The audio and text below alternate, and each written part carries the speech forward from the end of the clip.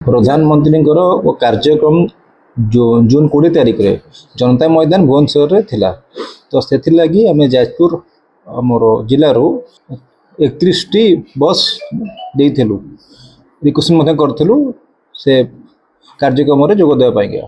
तन्मध्यरु गोटे गाड़ी आमर ये रिक्वेस्ट कला सत्वे से ड्यूटी रे योगदान देलेनी एवं आमर गवर्नमेंट रो एडवांस पैसा से नहीं रिसीव कर ड्यूटी कलेनी किंबा आम बारंबार फोन करने सत्वे से फोन रो उत्तर देलेनी कि से 20 तारिख को लेकर एपर्यंत आम सहित कौन संपर्क करना।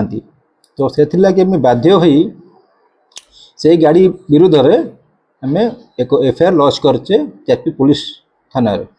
तो एफआईआर करिचे एफआईआर सत्वे से भी एपर्यंत आमको किसी इनफर्मेशन करना।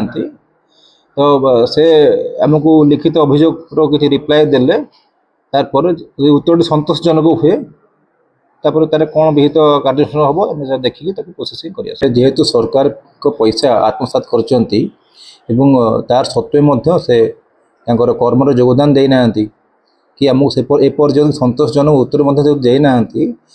तो आम तो एफआईआर करिचे तो पुलिस पदक्षेप नेउचंती। जाजपुर रु आम 31 टी गाड़ी रिक्वेस्ट करते तन्मध्य गोटे गाड़ी योगदान दे नथिले एवं से एडवांस नहीं।